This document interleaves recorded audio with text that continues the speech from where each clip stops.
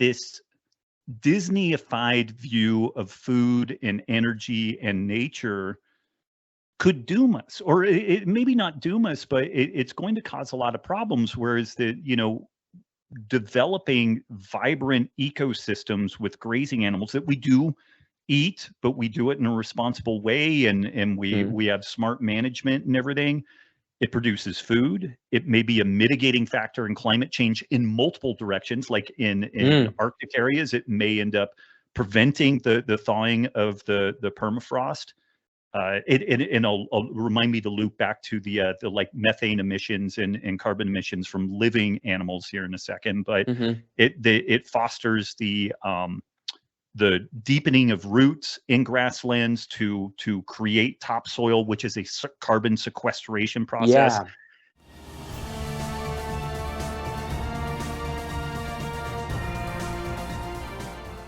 And again, before we dive in, because I presume we have like around about an hour, is that right? About that. If we bleed over a little bit, we'll be okay, but right around there. Yeah. Fine. Okay, perfect. So before we dive into all the questions, and just want to let you know that I want primarily to focus on your work with regards to animal agriculture and the impact on environment and climate change, because that's a very controversial topic that's very heated, very emotional, and it's like, me personally, looking at the agenda right now that's going on, I'm very, what would you say? I'm very concerned about what's going on. Like, I can tell you a quick story as a starter. Recently, I heard in the news that there is a German city called Freiburg, which mandated, what would you say, that banned animal foods, not animal foods, sorry, meat and fish. So it only provides vegetarian meals for kindergartens and elementary schools. And I was honestly shocked by that message for two reasons primarily. First of all, I don't think that banning meat and fish is a good idea for children. And second is because I don't like the idea of government compelling us and telling us what to eat. I think that's a very bad move. We are on the same page with that. Yeah. We seem to be in a bit, maybe not a minority. Like the interesting thing is it seems like a insurmountable hill to climb, but I think there's some very loud elements to the media and social media that support these ideas as being good. But I think that the vast majority of people actually see the whole in both sides of that kids are probably not well served by pulling nutrient dense foods out of their system, and that it's probably not a good idea for the government to pick winners and losers on the nutrition front. So yeah. Well, absolutely. And I mean, I also like to extend the argument. Like, if we think, what if the government starts telling us what we should do, what we should eat, let's say, then that's just a starting point. Then how could that develop? And I don't believe that the development will be positive. I'm definitely not convinced by that, because we have things like that happening in other countries. We have historical examples. So whenever the I don't know, the government becomes possessed by the idea that they have all the answers, then it immediately becomes tyrannical, which is really not good. Right. And we have to understand when this is happening. Right. Awesome. So before we start, maybe first, like, quickly introduce yourself. Tell us your background. Tell us where you're from. Tell us what you're doing. Tell us about your work, because there are lots of stuff about you that people should know, I think. Gosh. Although I believe that many of the people that follow me also know you perfectly well. So. Great. I'll try to keep it brief, but I was a biochemist by training, was in track to do either a MD or a PhD kind of process looking at cancer and autoimmunity research. And this was 24 plus years ago that I became quite ill. I developed ulcerative colitis bad enough that I was facing a bowel resection and immunosuppressant drugs the rest of my life. And I knew enough about that process at the time that it's pretty terrible outcomes, like just not very favorable. And it's kind of a long story how this kind of ancestral health model got on my radar. But when I was poking around, I found some material that suggested that the high carb, low fat vegan diet that I was eating at the time might not be a good fit for me. And I think it works for some folks rather wonderfully.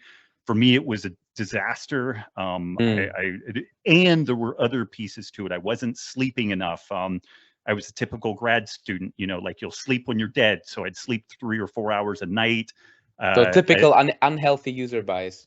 Absolutely. Absolutely. So I don't want to hang it all just on the vegan diet. Like when I look back, it was like there wasn't hardly anything that I was doing right. I ended up getting my vitamin D checked eventually around that time, and it was like 12. Like I was barely above the level of having rickets. So I mean, there was a lot Wow. not good. And when you think about mitigating autoimmune issues, like poor vitamin D status is this massive risk factor and everything. So I mean, you know, on and on and on. But I'm about I'm 5'9", 165 pounds. At the low ebb of my ulcerative colitis, I was 125, 130 pounds. Like I was really sick. I'm not a big guy. So yeah. You know, your story sounds very similar to Nick Norwood's, the story of Nick Norwood's. Are you familiar with him? Yeah, probably are. I am. And right. I talked to him on my podcast a couple months ago, and I really wonder how that works with ulcerative colitis, because it seems to be something where many people find relief utilizing a ketogenic diet. I believe that will be your next point. Yeah, and that was kind of the direction that I went. Ancestral low carb ketogenic type diet, and for me it was life saving, and it was so profound that it made me not really want to finish medical school, because I just couldn't wrap my head around another 4 years of standard medical school, then residency, mainly learning about pathology and disease, when I mainly wanted to work with people about their movement, sleep, you know, and kind of ancestrally appropriate diet. So I wasn't sure what I was going to do, but it was right around this time that I was casting around online, and I found this weird workout called CrossFit. And I started checking that out. And my friend Dave Warner and I, Dave's a retired Navy SEAL, he and I started working out together. And within about, 5 months, 6 months, we had 15 or 20 people working out with us in his garage gym. And so we reached out to Greg and Lauren Glassman, the founders of CrossFit, and basically said, hey, we want to open a gym. We want to call it CrossFit. Can we do that? And they said yes. And that was the first CrossFit affiliate gym in the world. And then I had a chance to move back to Chico, California, where I did my undergrad, and I opened up what was then the fourth CrossFit affiliate gym in the world, CrossFit NorCal. And that allowed me to work with just thousands of people. I worked on the HQ staff for a number of years, traveled all over the world, doing seminars, working with folks. And what I learned out of that allowed me to write 2 New York Times bestselling books, and eventually also kind of led into Sacred Cow, which is the book that looks at the ethical, environmental, and health considerations of a meat-inclusive food system, which I think is a lot of what we're going to talk about today. But definitely, you know, that's a 23 going on 24-year overview of what I've been up to in this health and wellness space. So I believe this is also where your motivation to open your company element came from, right? Because many people, for those who started a ketogenic diet, are probably familiar with this issue, develop electrolyte imbalances. By the way, and one question I would also like to pose you before we, there's another question I'd like to pose you before we enter the discussion talking about the environment impact. But first, tell us maybe about your company, because and how this relates to your ketogenic diet journey. Sure. I've eaten a low carb diet again for 23 years, have tinkered with different ways of incorporating more carbs, because I do Brazilian Jiu-Jitsu. I'm a brown belt in Brazilian Jiu-Jitsu. I have done more high intensity, training in the past, and a low carb diet doesn't facilitate that type of activity ideally. I mean, you can do it, but those are still kind of glycogen dependent sports. But it's interesting, if one of the additional confounders when one is in a low carb state is we enter this state called the natriuresis of fasting, the loss of sodium while in a low insulin environment. Insulin signaling. Yeah. And I knew about this, and I thought I was taking care of my sodium. I really vigorously salted my food and wasn't afraid of like pickles and olives and stuff like that.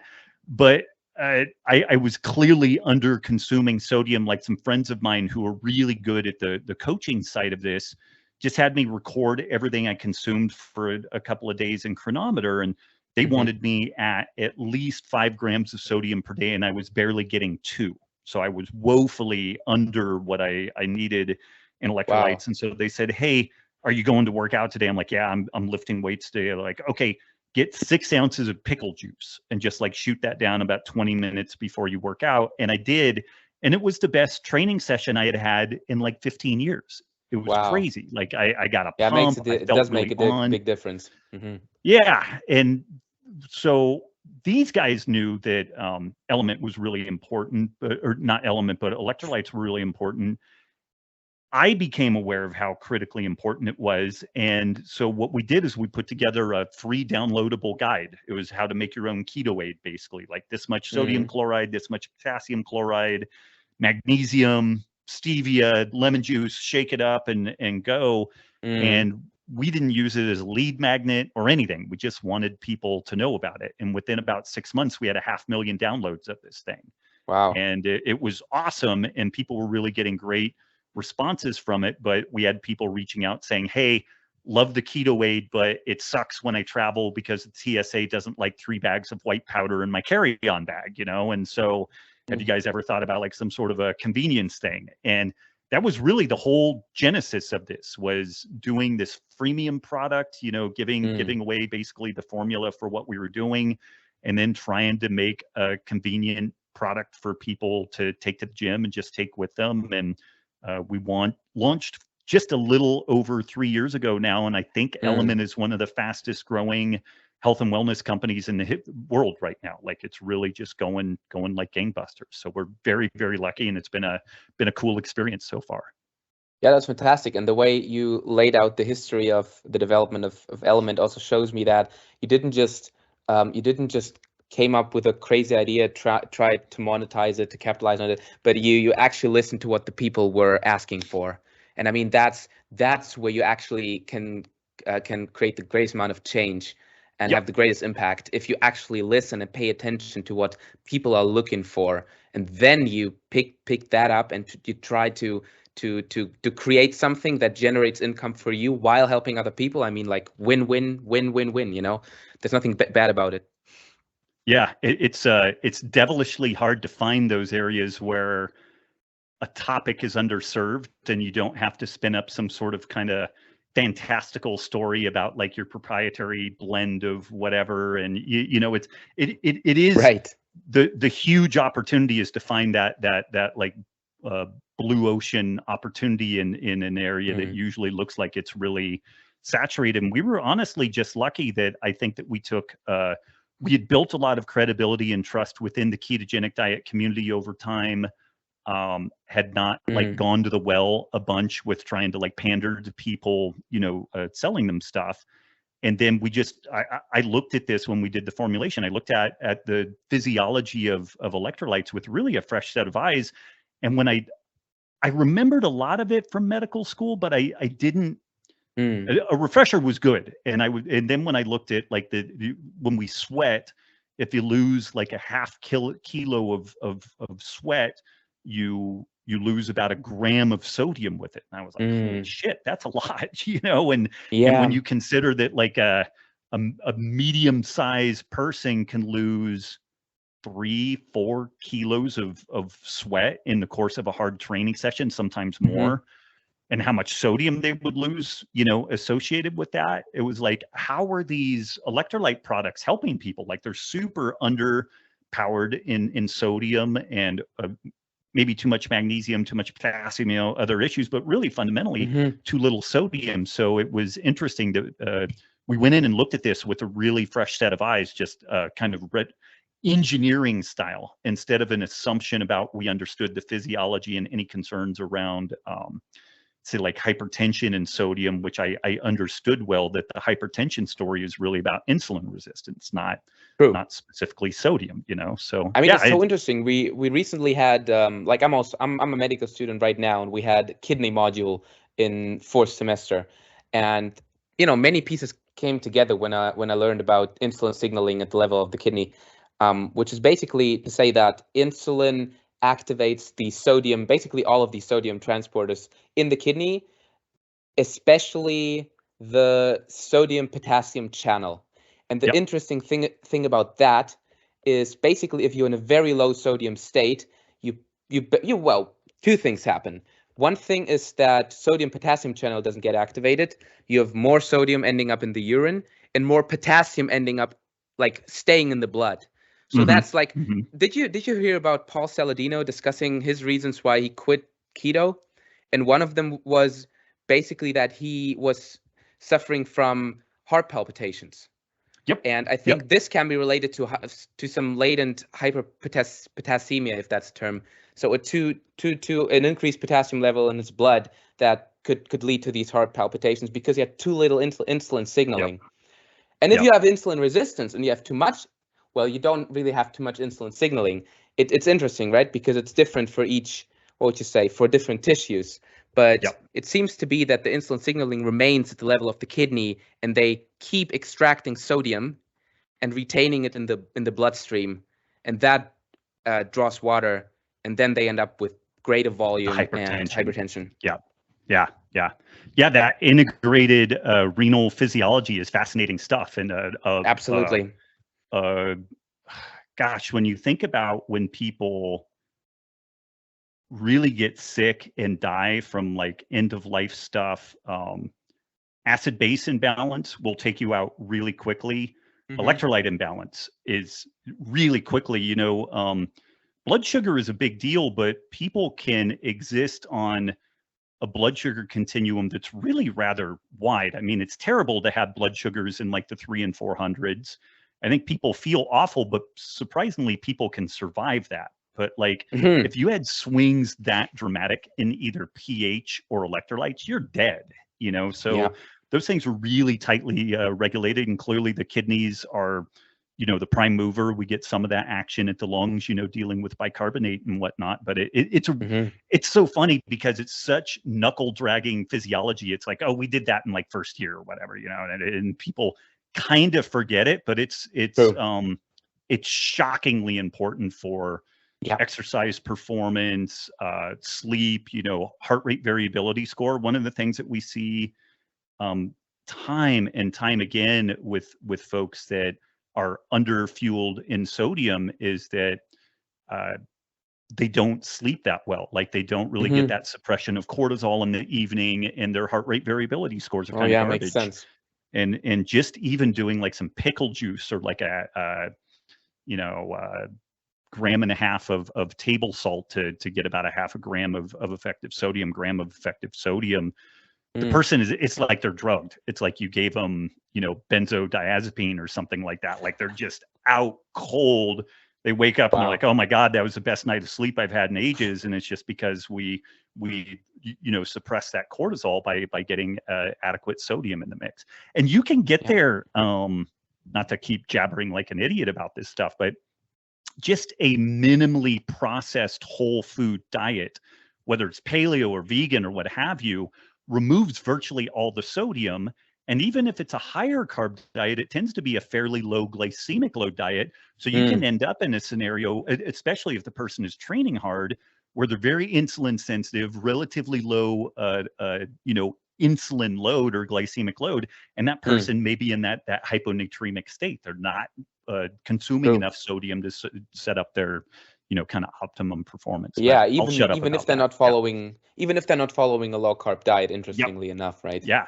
Because if you stop consuming processed food, you tend to underconsume sodium. Because nowadays most of the sodium is hidden in the within the processed food that most people consume over there. I think it's like 85% of sodium in Western countries is consumed in processed food. So like to me personally, no wonder that there is a correlation between sodium and hypertension, because it's like I'm not surprised that like if that could be explained almost entirely by the consumption of processed food, because like that's not a surprise that processed food might be correlated with hypertension and diabetes, etc.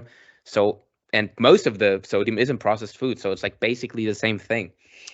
Yeah, it's hard to extract. And the funny thing is the sodium got hung with the totality of the blame. It's like, yeah, processed food is bad, but it's mainly because it's sodium. It's like, no, that's not it. Yeah. Okay, let's switch gears now. Let's talk about sacred cow. Let's discuss how you came up with it, because most people in the health space, they primarily focus on health, right? So some of the folks, they also talk about, well, this whole idea that meat causes climate change is overblown and not entirely true, but it's not their main point of focus. It's mostly about how can we become fitter human beings, etc. But you decided to create this documentary, so you put in a lot of work. Like, I was talking to Brian Sanders twice about his documentary Food Lies, which he still hasn't finished yet. So it's a very long journey to actually create something like a movie, like a film, like a documentary. And tell us how that was and how you came up with it, and then we can dive deeper into the different what would you say, different arguments. Kind of arguments in it. Yeah, I mean, as far back as 2002, I remember talking about some of these things, and this was back at a time when you could be friends with somebody who had different socio-political leanings and you still liked each other.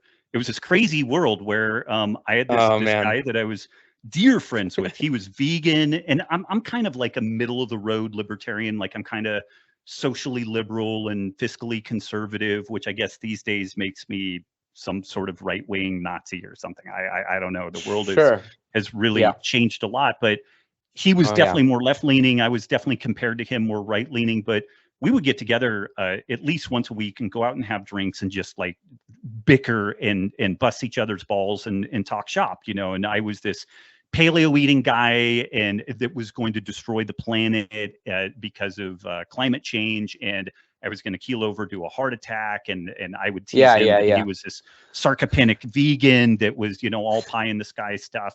But he made this statement that we were misallocating, and there's these really common things. We were taking food that could be fed to humans and feeding it to animals. I'm like, cows mainly eat grass, you know what I mean? This was even back in 2002. I'm like, CAFO beef spends 80% of its life, 75% of its life on grass. It's only finished with some grain products later. And oftentimes that grain product is like the leftovers from ethanol production and whatnot. Like, if you really want to talk about misallocation of resources, pork and chicken is kind of an argument, because they spend their whole life eating soybeans and grains. And that's kind of a different topic. But I made this case to him. He was like, huh, that's actually really interesting. Like, he kind of did some fact checking on it. He's like, that's actually true. And I'm like, he's like, well, what about the water use, you know? And well, the water is mainly like 80%, like people will cite these numbers, takes 1,800 gallons of water to make 1 pound of meat or whatever.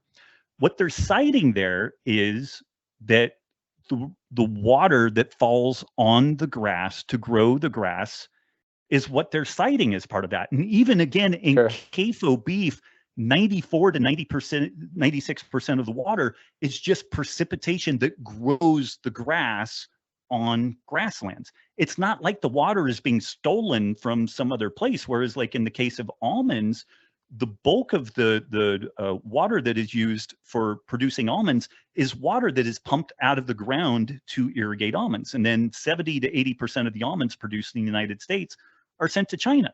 But it's a plant-based protein, so you know, kind of gets this weird pass. But the areas in California, in particular in the United States, that grow almonds, they're going to run out of groundwater, you know, and it's largely driven by these almonds. But anyway, so, you know, back around 2002, I was having some discussions with folks about this stuff. In 2006, there was this thing called the Great Meat Debate, which was hosted by California State University, Chico, where they had some people that were kind of on the anti-meat side, and I was picked as one of the people on the pro-meat side.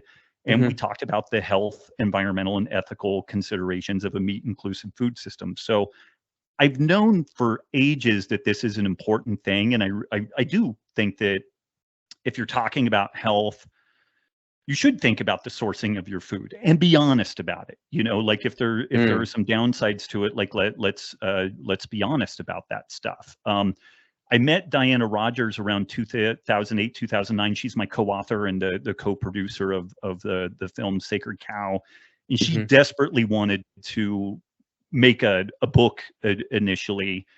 And I've been good at being early on a lot of things in this space, and sometimes too early. Like I had a frozen meals delivered company in 2007 that was just too early. Like there weren't enough people interested in this stuff to buy into it and whatnot. And so I knew that this was going to be an important topic, but I also knew that if we launched it too early, it was never going to get any traction. And it wasn't until maybe about 2014 that I felt like there was enough of a groundswell in this ancestral health space, enough awareness about these environmental, health, ethical considerations to make a book viable. And this was about the time that we started seeing these series of really successful vegan-oriented documentaries, What the Health, Game Changers, those sorts of things. Cowspiracy. Cowspiracy. And they're really compelling. They tell a quick story where you wouldn't they tell necessarily... a story, I realized that. They tell a bunch of stories, actually. Yeah. And that's also oftentimes it's very emotionally compelling. Super. It's like, oh my gosh, look what happened to that person. I mean, obviously you will tell a story, because if you just spit out the facts, I mean, what the hell is a layperson to do with these facts? Like, these are the facts. Like, yay, thanks. But here's a story that tells you how you can actually act. How you can change, modify your behavior. Exactly. And so we realized that we needed both the book, which is the more fact-based thing, and really allowed us to build this pretty airtight case, around making the case that it makes sense to have animal inclusive food production systems for ethical, environmental, and health reasons. And we also needed a film to be able to hit that emotional piece, and for people that just aren't going to sit down and read a book, to be able to get the gist of what this story is, but in something that's like an hour and 20 minutes and short attention spans and more of an emotive type thing. So we started working on that, and we sat down and we did this laundry list of assumptions, like meat consumes too much water, it misuses land, it's unethical, you would kill fewer animals with a vegan diet than with an animal-based diet, on and on and on. And we went through and just started researching that to the best of our ability, and we had some interesting things pop up. Like, one of our assumptions was that pastured meat is nutritionally superior to conventional meat, and lo and behold, when we really honestly looked at the information on that, there's a little bit of a difference, like an omega-3 fat content between pastured meat and conventional meat. But one would need to eat 8 pounds of pastured meat to get the same amount of omega-3s as what you get in 2 ounces of wild-caught salmon. Wow, so it's really not significant. It's really not significant. Now, pastured dairy is shockingly more nutritious than conventional eggs, dairy. Maybe? Pastured eggs, amazingly more nutritionally dense. Wild-caught seafood versus farm seafood.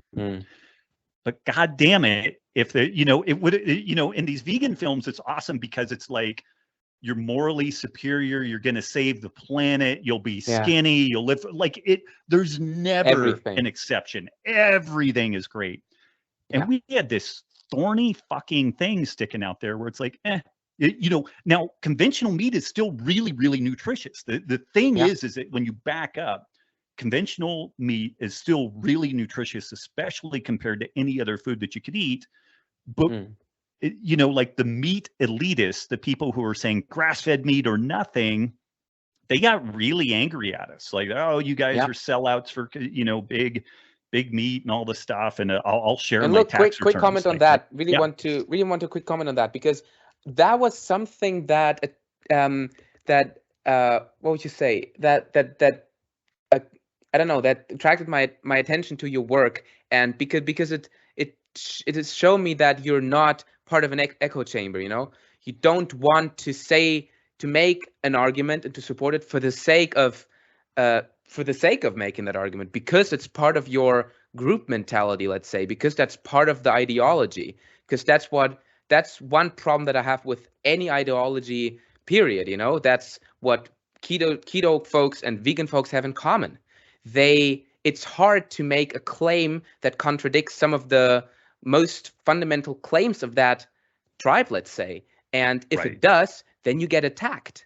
And you still believed in that saying the truth, saying what's actually going on is more important, is something that you consider to be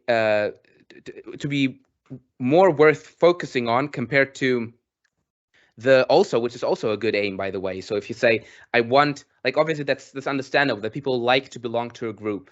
It gives you a feeling of security, let's say. So that whole side of the equation makes sense. But you were willing to pursue the truth and receive these attacks and continue to say what you believe to be true, which I found really noble.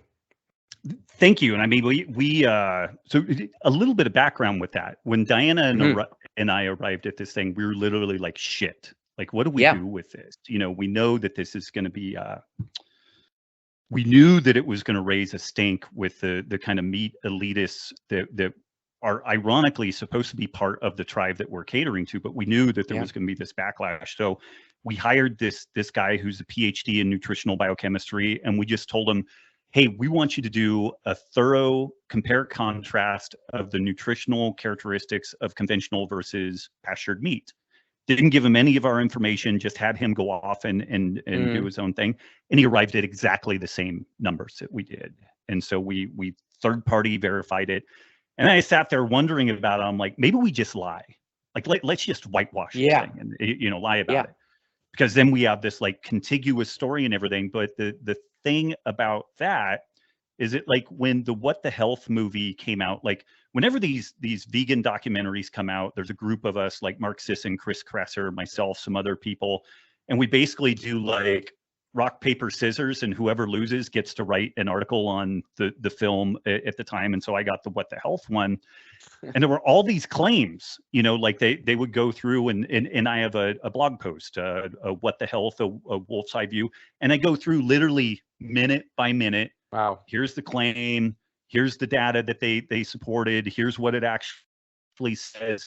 And it really does affect people. Not everybody buys into that, but like I had hundreds of points where I'm like, they said this and the research actually said this. And I didn't want a single example of that in the book.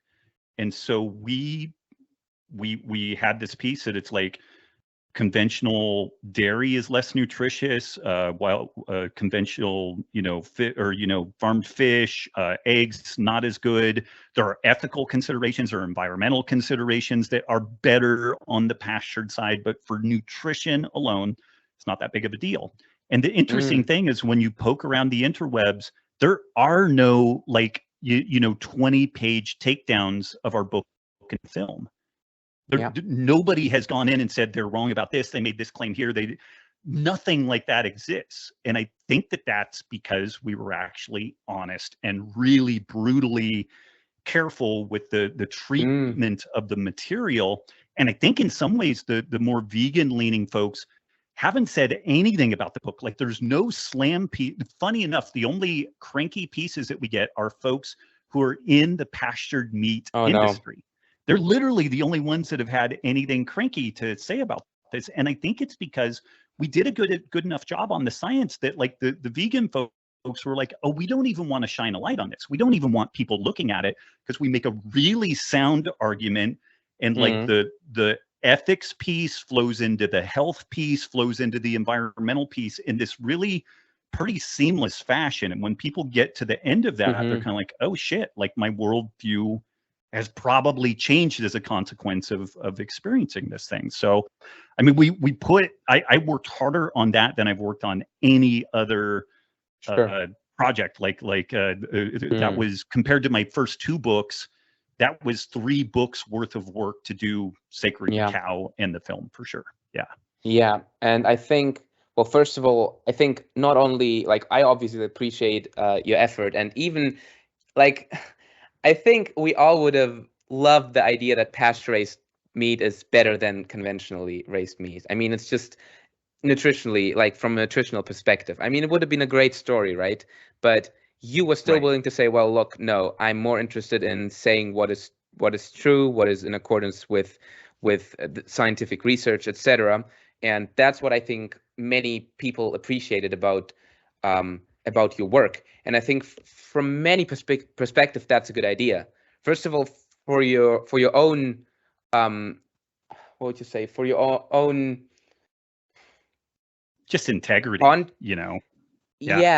your own integrity. Like it's hard to get away with it. Not only because the people will pick you for these mistakes and say, hey, you become a less trustworthy source of information because of that, but only also for yourself. Like, can you live with the idea of you having, made a whole documentary, a whole, this great amount of work based on false presumptions, So, okay, but next question I have on the documentary is the title. So you name it Sacred Cow, and sacred implies something not just not negative, but actually something really, really positive. And if you look at the messaging that's going on as far as meat is concerned, I mean, it's unambiguously negative from all perspectives, on all levels. It's bad for your health. It's bad ethically. It's bad for the environment. It's like bad on all fronts. It's like, it's toxic masculinity. It's everything. Politically, even politics is being lumped into that. But do you try it as far, like, what I understand, and you made a quick statement on the main argument, is basically from an ethical, environmental, and health perspective, it's not only is it not negative, it's actually a positive contributor to all these things. Yeah.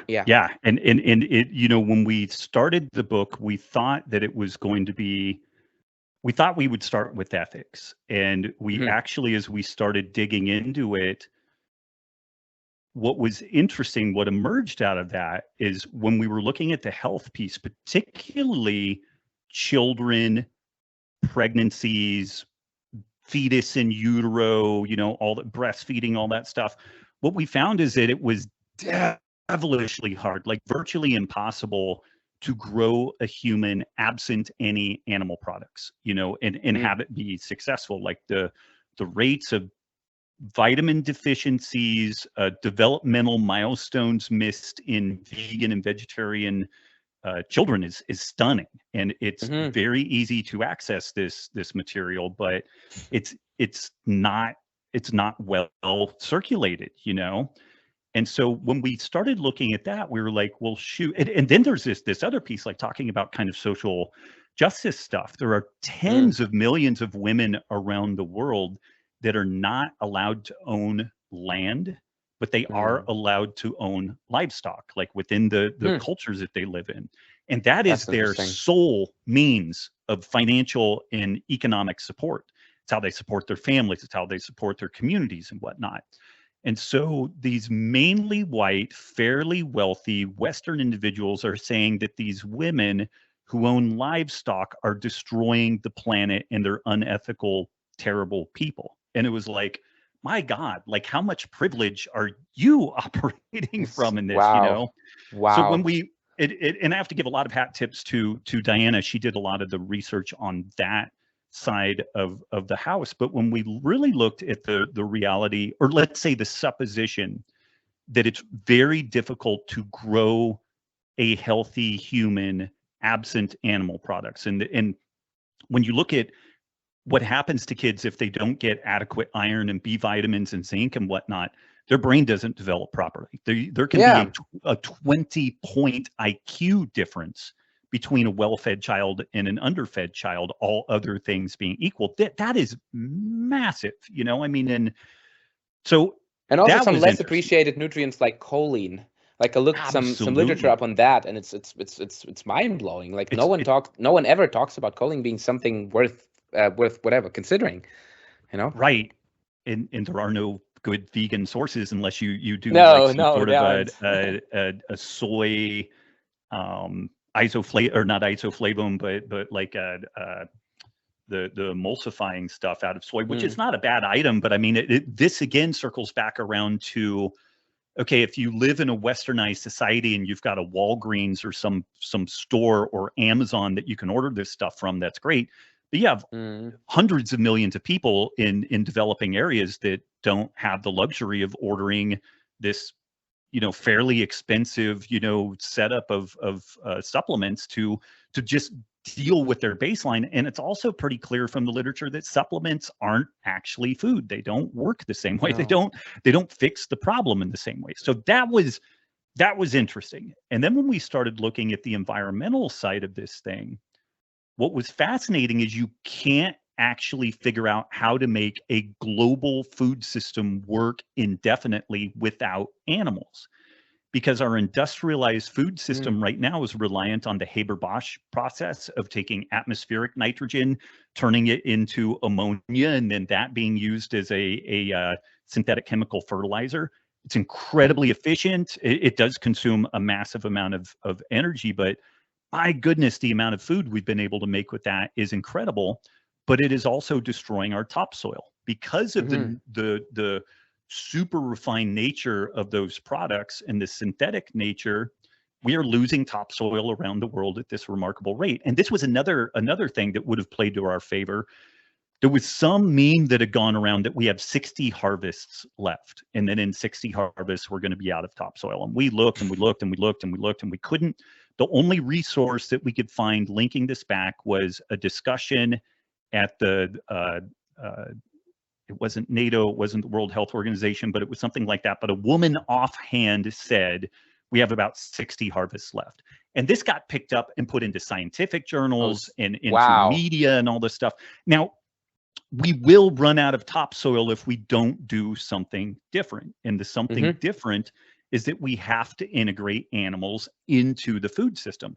And this is also where the purely pasture-based thing is a little bit overly idealistic, because like if you have a corn farm or you know, cornfield or a wheat field or a soybean field, what is a great thing to do is after you've harvested those items, to allow grazing animals to go through and clean up all the crop residue, because they upcycle the nutrients, they pee and poo on the soil, returning nutrients, and possibly more importantly, they reestablish the microbiome of the soil, which is how we start creating more soil.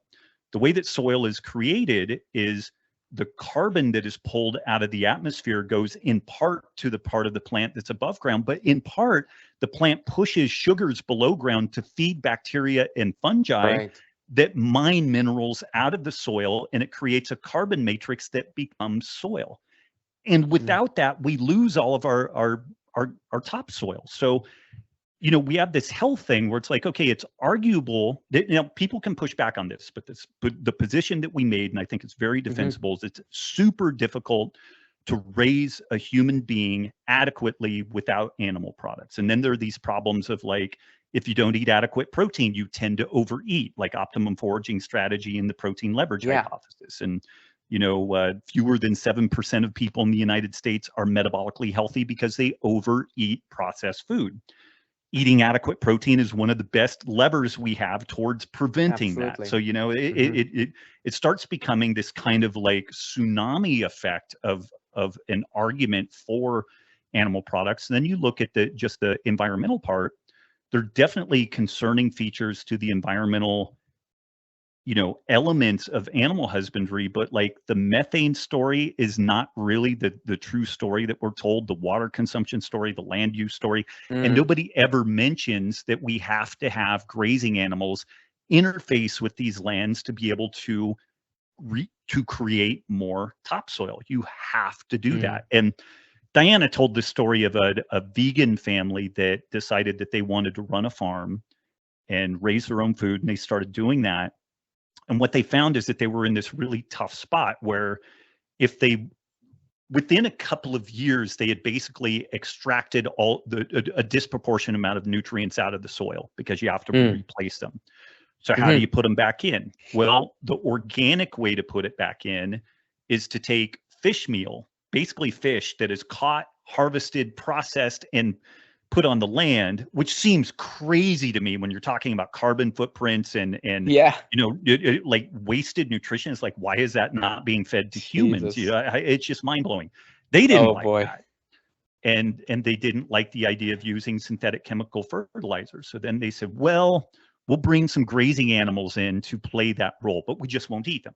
So they brought the grazing animals in, and then they were kind of like, well, we're in this weird spot where we would be better off if we could, you know, raise some of these animals. So basically the family ended up switching from vegan to a local nutrivore type diet where they raised and slaughtered their own animals. And ironically, when Diana was partway through getting the story from those folks, the farm that they are on is partially funded by this vegan outfit, and the vegan outfit said, if you keep talking to this woman, we're going to pull funding on you. And so they kind of disappeared. But it was an example in a microcosm of these folks trying to run an animal-less food production system, and they immediately discovered that this just doesn't work, and then we broke down like the things with like lab grown meat and all the energy inputs, and you still have to grow row crops to produce the raw materials to stick into the lab grown meat and everything.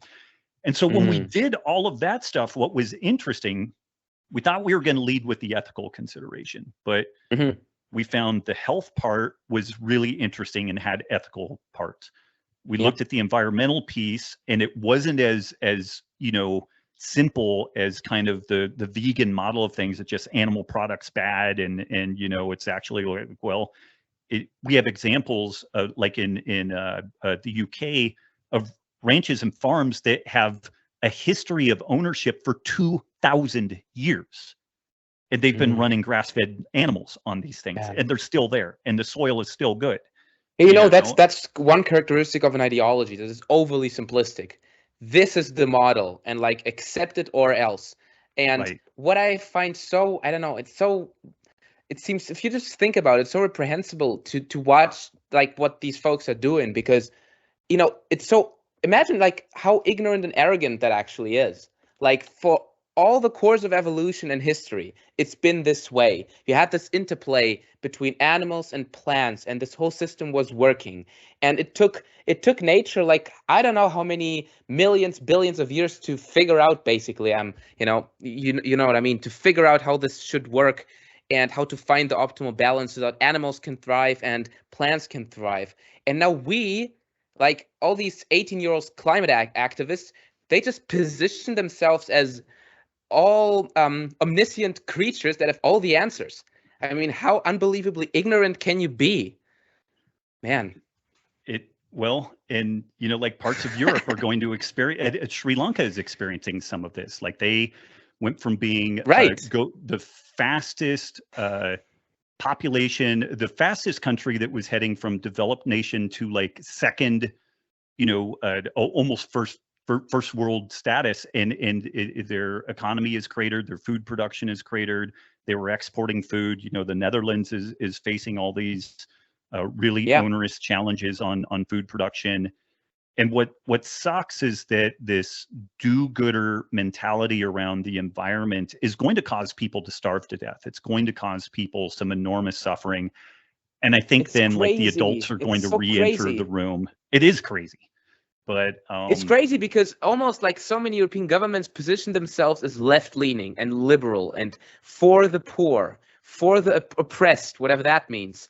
But then their measures are precisely the ones that will lead to the starvation of those who already very are same in people. The harsh conditions. Yeah, the very sick and poor people.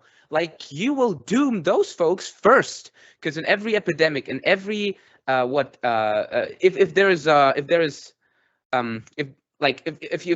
you lower production of food, if there's less production of food, like in Netherlands, for example, if energy costs rise, like all of these things, if that happens, you first doom the poor people, those who have it worst.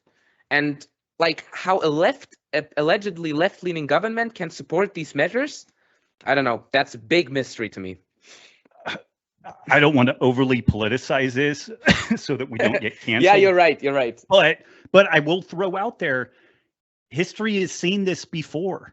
Like these very Marxist-leaning governments and kind of bourgeoisie intellectuals think they understand the way the world works, and unfortunately they don't. And the irony is that it's always like, we're doing this for the poor, we're doing this for the oppressed, and it is the poor and the oppressed who suffer the worst when these poor policies are put into place. I have a dear friend whose family escaped the Khmer Rouge in Cambodia during that time, and my God, the stories that he's been able to share with me, and it was very, very similar. Just a abject destruction of the infrastructure there, and terrible decisions around food production, energy infrastructure, and whatnot.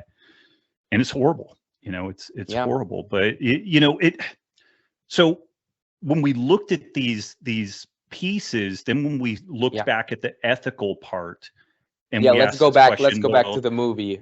Leave the yeah, political side, because that's for another conversation. yeah, and the book honestly probably makes this case better because it's in Mhm. such a stepwise fashion. But Mm. then when we circle back around to the ethics, we ask this question: is a vegan diet a bloodless diet? And it's not. Like, lots and lots of animals, lots of ecosystems are killed and destroyed in the process of producing row crops. And there are interesting examples where holistically managed grazing animals on grasslands, and 2/3 of the Earth's landmass are grasslands. They're amenable to nothing other than growing grass. Mm. And for them to be healthy, they have to have grazing animals on them, interfacing with them. Um, this was, it became this really closed loop piece. I've even been seeing some fascinating stuff where some people in Siberia are noodling on the idea of introducing more grazing animals there, and even trying to reintroduce mammoth or hybridizing mammoth genes into elephant genes, because this was so interesting. And this is the beauty of natural systems that you get, unlike man-made systems, which can be really cool and can be very beneficial. But these natural systems, when you get a benefit, it's not just in one place. It tends to be on multiple levels and Yeah. multiple directions. But when animals in the winter dig through the snow to get to forage, what they're doing, one of the big concerns around climate change right now is that the permafrost will thaw out, and it'll Yeah. get these huge releases of methane and other carbon-based compounds, which could potentially be pretty bad. But ironically, what happens in areas where there are lots of grazing animals, the animals will move the snow to get to the forage. And when they move the snow is an insulating blanket between the earth Mhm. and the colder atmosphere. When in the areas that the areas being grazed, even under the snow, the permafrost freezes deeper than in the areas that don't have adequate grazing animals. And apparently this was a major feature of the mastodon, where it was huge and it could really get a lot of snow moved and break down trees and all this type of stuff. So this is another part of this thing where this Disney-ified view of food and energy and nature could doom us, or it maybe not doom us, but it's going to cause a lot of problems. Whereas developing vibrant ecosystems with grazing animals that we do eat, but we do it in a responsible way, and we have smart management and everything. It produces food. It may be a mitigating factor in climate change in multiple directions, like in Arctic areas. It may end up preventing the thawing of the permafrost. I'll remind me to loop back to the like methane emissions and carbon emissions from living animals here in a second. But it fosters the deepening of roots in grasslands to create topsoil, which is a carbon sequestration process. Yeah. And again, this is where when people say, well, cows belch methane and that's a problem. The methane molecule is a carbon molecule with 4 hydrogens stuck to it. That carbon molecule was in the atmosphere days, weeks, or months earlier before it became part of a plant. And then the plant was eaten by an animal, and then the animal releases it either through defecation, urination, breathing out carbon dioxide, or through methane release. And methane only lasts in the atmosphere about 10 years, and then it gets degraded into carbon dioxide and water. And it is part of a closed loop carbon cycle. It goes out, it comes in, it goes out, it comes in. So you simply cannot, when you're doing accounting, you can't look at the carbon emissions of natural systems the same way. And what's interesting is you ask people, well, are termites a problem? Because termites produce massive amounts of methane. Nobody's really was concerned about termites, but now, because we've developed what Diana and I have been calling carbon tunnel vision, some people are suggesting maybe we should eradicate termites. When it was discovered that shellfish produce huge amounts of methane, maybe we should eradicate shellfish.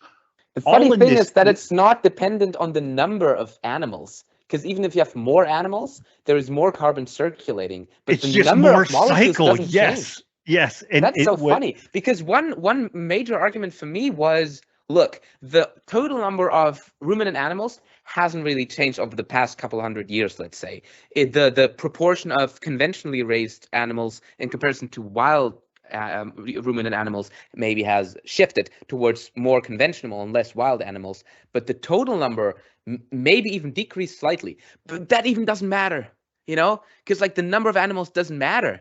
The number of molecules that circulate is the same. But however, if we take carbon and we generate if we generate carbon dioxide by burning fossil fuels like the transport sector, that makes sense. It's like that's carbon that hasn't been in the air prior. Exactly. And the funny thing, so there are projects where, in theory, we would use like windmills and solar panels to run these things that will pull carbon dioxide out of the air and liquefy it and then pump it underground and all this stuff. It's massively energy intensive. And when I've looked at the life cycle analysis, it produces more carbon dioxide than it sequesters every single time, But people are all kind of starry-eyed and pie in the sky about this technology piece. Technology has become such a central feature of our lives. And because over the last 20 years, the smartest people in the world have gone into tech, these smart people who are usually right about most things assume that they're right about everything. But these people don't know a goddamn thing about ranching and farming and these, kind of biodynamic systems. The ironic thing here is possibly the greatest tool we have to fight climate change, because we could sequester carbon underground and we could mitigate other elements of climate change and water erosion and on and on and on. Are these grazing animals, are the very thing that is like the primary focus of this vitriol towards the animal husbandry sector. So it's a fascinating thing, but it's a scenario in which possibly, maybe Diana and I are wrong, maybe we're completely wrong, but it's possible that literally every recommendation that is being made towards climate mitigation is just flat ass wrong. 180 degrees wrong, particularly as it relates to these animals. I would say most of the energy infrastructure investigation is wrong too, but that's a whole other topic to get into. Hole, And again, maybe we are wrong, but I haven't seen anybody come in and all that they do is they keep parroting the same things. Takes too much water, releases carbon. They don't actually look at the analysis that we've done and say, well, here's where you got your numbers wrong. And in the film, we actually do a better job of showing this in the film. Diana talks about a rancher who is a native to Mexico. He has a massive ranch out in the Chihuahuan desert, and he started doing holistic management of animals 8-10 years ago.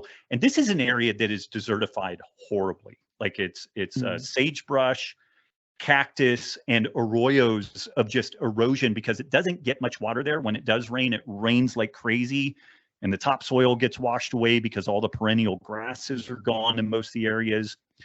But you get to this area where this guy has been doing the ranching, and you're driving, you drive like 5 hours to get out to this area. And on the horizon, you see what looks like a tidal wave. It looks like the ocean coming in. And what it is chest-high perennial grasses in an area that people who have lived there for 5 generations didn't know that grass grew. But he's been moving these animals in this area. So this is another angle on mitigating climate change, which there is no other tool for mitigating desertification, the conversion of arable land into desert, which is a massive heat footprint, because there are great examples where if you have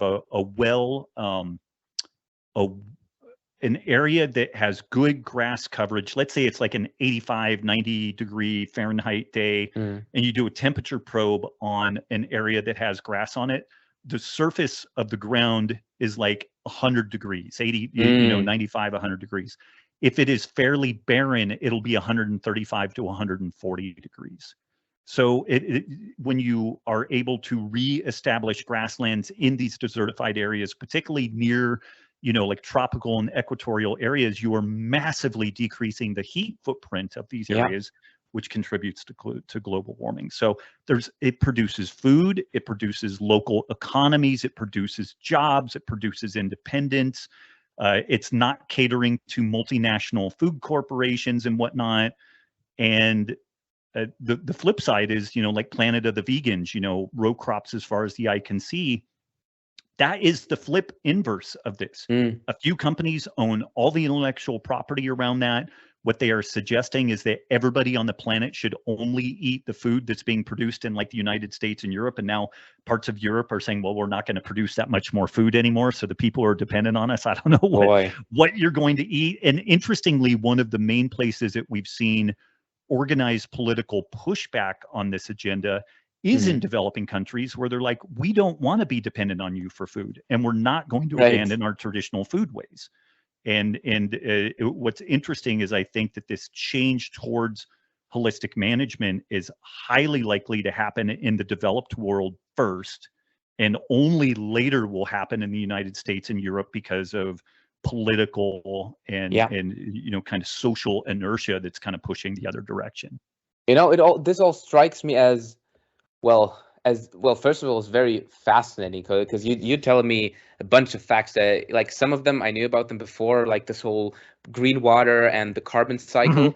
But you point out the significance of these things and the complexity, like animals walking around on this thermofrost thingy, and that this somehow can save us or contribute to the amelioration of climate change. Like, there's so many things we didn't even take into account. Like, what do we even know? We're so unbelievably ignorant. And that's why I think if we interfere too much with these natural cycles and these biological systems, then there is just too much potential for harm, too much potential for unintended consequences, because it's so complex.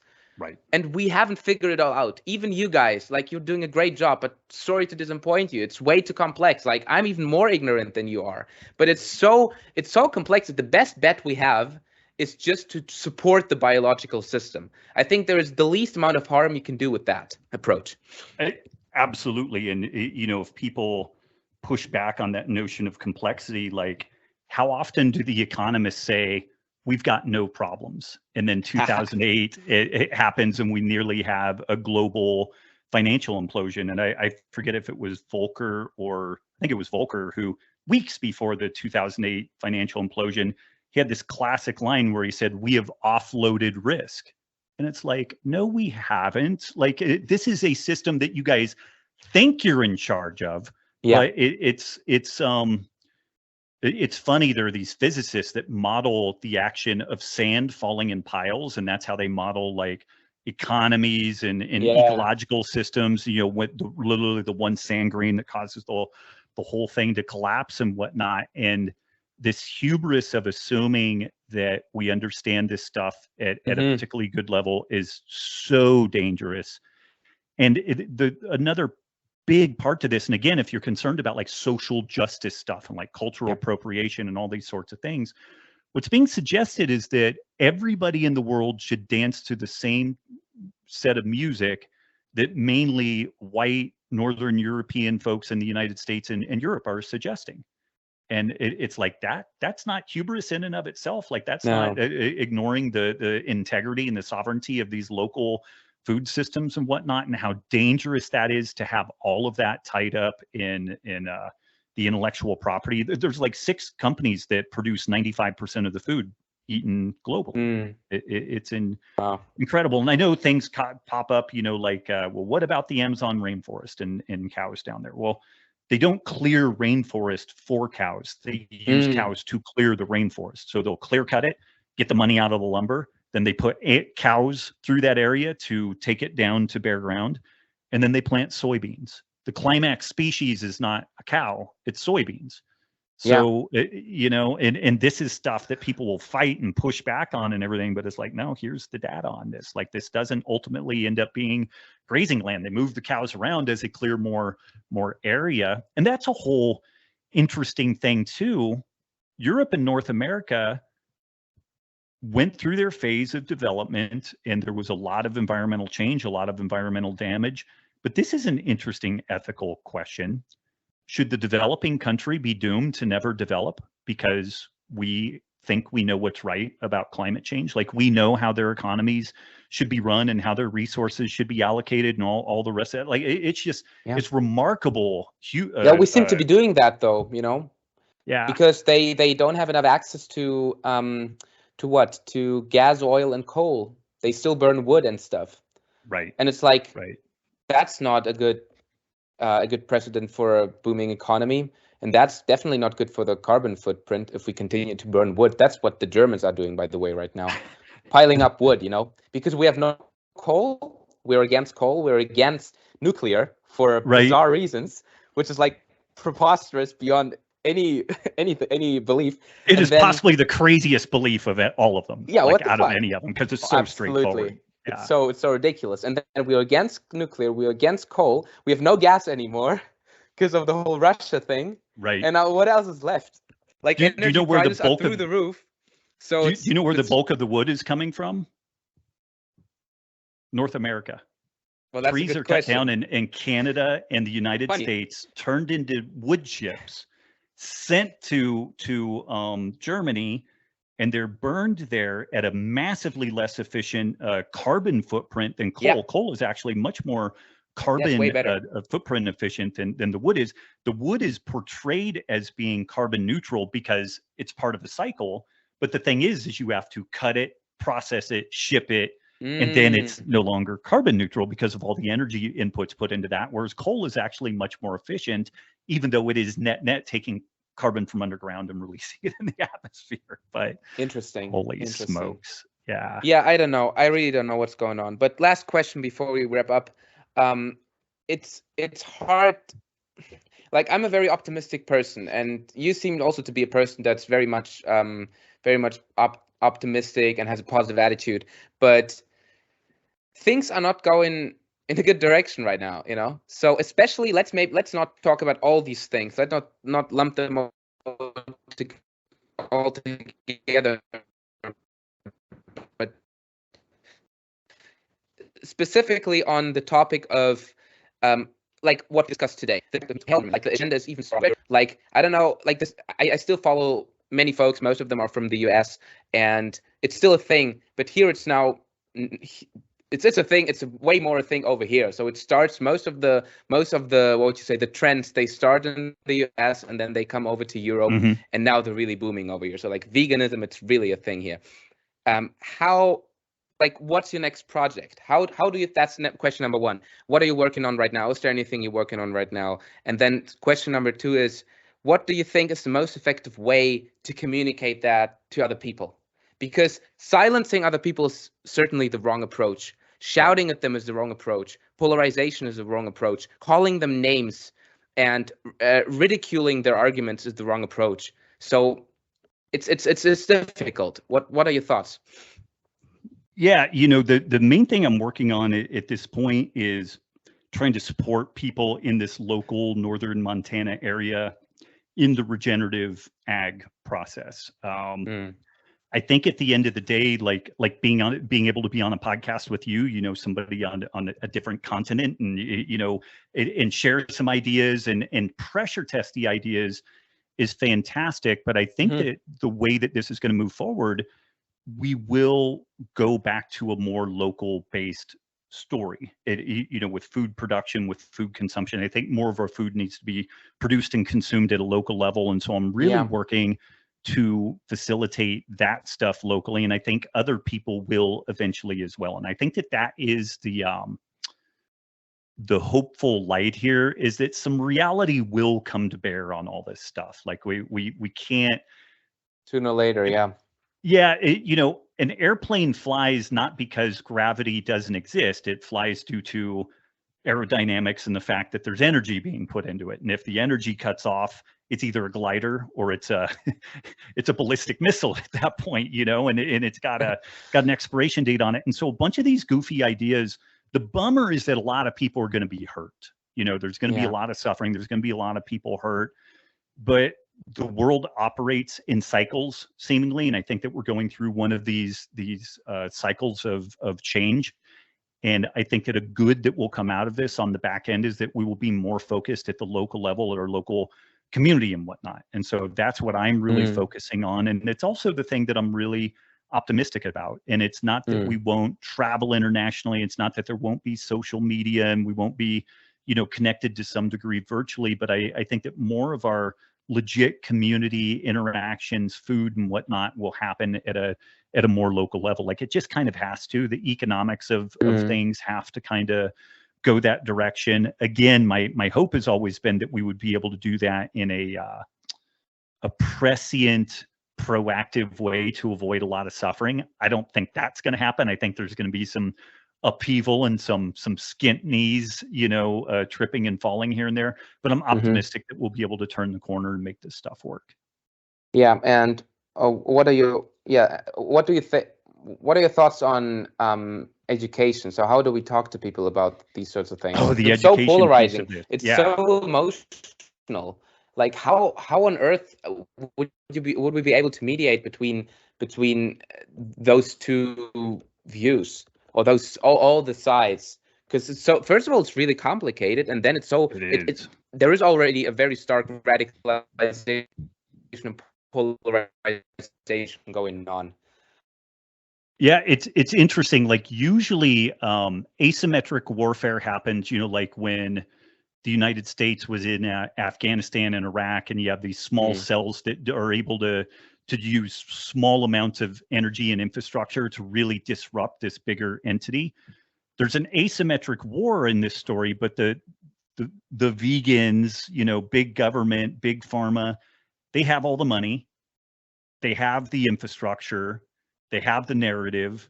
It's just that it's so thermodynamically wrong. It's so contrary to nature that it's going to end up failing. I see. But they, you know, you and I have been talking for, you know, about an hour. Yeah. And we barely scratched the surface of this stuff. Absolutely. You know, I mean, barely scratched the surface of it. Whereas somebody supporting this kind of like planet of the vegan agenda, they just say, meat causes cancer, meat's unethical, it destroys the planet, and if you were vegan, you'll live forever. And it sounds great. They've got some scientific studies that look pretty good on the surface, and it's really an asymmetric That's warfare. A compelling story, you know.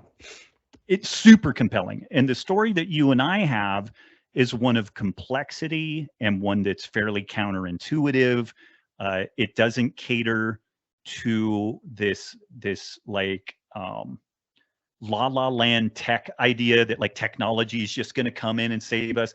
Technology is great. Like one of the cool things that will happen is people doing pasture-based grazing will use satellite imagery and drones to look at the vegetation on their land to better inform what they graze and under what time schedule, and that will improve efficiency, and that'll be fantastic. But it's still operationally is going to look like a farm that was operating in the 1600s. You know, I mean, it's like cows, chickens, pigs. You know, operationally, it's not really going to be that much different. But the education piece, you know, definitely.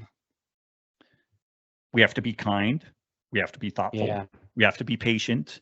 You have to allocate resources into the people that are at least questioning things. You know, there are folks that are so far gone. I used to hear this thing all the time. It's like, how do you convince a vegan person to incorporate meat back in their diet? I'm like, I feel like that's just a waste of time. There are always people who are just needing help and interested in this stuff. And we should definitely put the effort into the people that have already like questioned things a little bit. Like they're thinking about taking the red pill. They're already kind of looking at these other options. And we put some effort into that, and we be honest and don't tell lies, don't tell bullshit, don't do things that give us a gotcha, which is why I didn't say that pastured meat is, you know, conventional meat and is superior to pastured meat in all ways, because those gotchas completely destroy credibility. Right now, I have people that don't like me, that don't enjoy the message that I have, but all that they do is keep citing the same tired questions, you know, land use, water use, methane. It's like, I got the answer to that. Like, address what I've got here and show me where it's wrong. And they don't. And when they don't, then the people who are on the periphery looking at that, they're like, that's interesting. Like, there's something interesting going on there. And then if those folks get in and really look at this stuff, and my goodness, like just going and spending time on a farm or a ranch and seeing how shit really works, that'll open your eyes a lot to this, stuff, Yeah. So many seem to be disconnected from the reality, from the biological reality. It's such a profound experience to be in a farm, to see the animals, maybe touch the animals, to see how the interplay between nature and plants and animals, and it's just to some degree it's overwhelming to watch, because you see, oh my gosh, I really don't have all the answers. Like, how beautiful that whole thing is.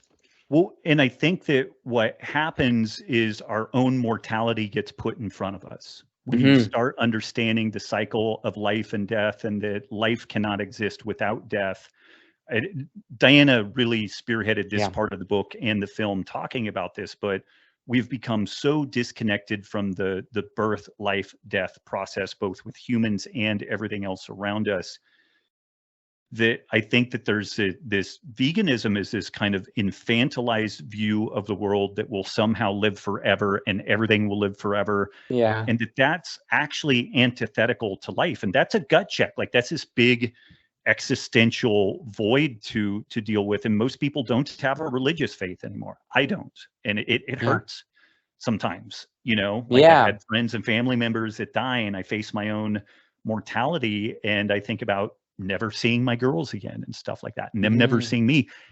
And it sucks. And, like when I hunt and I take an animal's life, there's like this understanding there. It's like, at some point that's going to be me in some form or fashion. And I think that there's some discomfort with that that's tough. And I think that that's another piece of this conversation that will eventually be addressed to some degree. But I think that that's a lot of what people are running from. Like, I think that the Buddhist idea of ahimsa, like trying to minimize suffering, is great, but that can be taken to a childish extreme that, it's like somebody on life support in a ventilator, and their quality of life is terrible, but we're just going to keep them going because we can. It's like, is that really doing anybody favors, and assuming that we can have a global food system absent death is just impossible. And it's also a gut check to deal with that. Yeah. Well, without diving too deep into that, I think that's maybe not the best place to stop, but it's a good place to close. It's not the most positive note, but it's something to think about. Real. It's real. It's real. Yeah. It's real, and it's really something to consider. It's really something to think about. It's not a utopian vision. It's reality. It's like, look, this is how things are going, and you rather pay attention to that. Yeah. If nothing else, it will make you appreciate everything that we have, I think, at a profound level. Yeah. Right. So, Rob, I really appreciate your work. I really appreciate you coming on. It's a really great honor to have spent, more than an hour discussing these issues with you. And the last question is, tell people how they can find you. Tell them how they can find more about what you do, about your books, about your social media, and where they can support you and spread the word. Great. Yeah. RobbWolf.com is kind of the main spot that I hang out at. My wife and I do a weekly podcast called The Healthy Rebellion Radio, where we answer questions. And if people have health, environmental, other, training questions, they can submit that. I love the more breadth and depth on that we can get. I do virtually nothing on social media now. I have accounts, but like I will post things, but I never look at it again. Like, social media has become such a toxic scene. And it's really a bummer. I used to enjoy interfacing with people there. I do a little bit on Twitter. I'm Robb Wolf on RobbWolf on Twitter. I found that Twitter, there's some degree of decorum there and some ability to like get a cogent thought out. And so that really is me. And I really do some stuff on Twitter. So that if you want to track me down, that's a decent place. Well, then I even more appreciate you answering me on Instagram. That was a rare thing. That was an absolutely flukish thing. Yeah. Well, when I think about it from that perspective, it's like, Good for me then. You know, It was good when timing. you rarely ever spend time on Instagram. Okay. Again, thanks a lot. Thanks a lot for coming on. It's been great. It's been great chatting with you. I'm really happy that we can bring this conversation forward. You know, maybe it's you know, it's like my attempt to contribute to this discussion, because it's like a discussion that has to be had. These are conversations that have to happen. Because if they don't, then the worst thing, maybe the most likely thing to happen, is that the model will fail. We will suffer all the consequences, and it's like, well, yeah, maybe that's even the most likely thing to happen. But I don't know if I would like the whole thing to fail and everyone to suffer. So I'll try to push back, and you're also doing the same thing. So yeah, I think let's that's see. worthy work to keep us busy the rest of our lives. Yeah. True. Yeah. To not make things collapse. That's a good endeavor. Well, thank you. It was a huge honor being on the show. Really enjoyed it. All right. Perfect.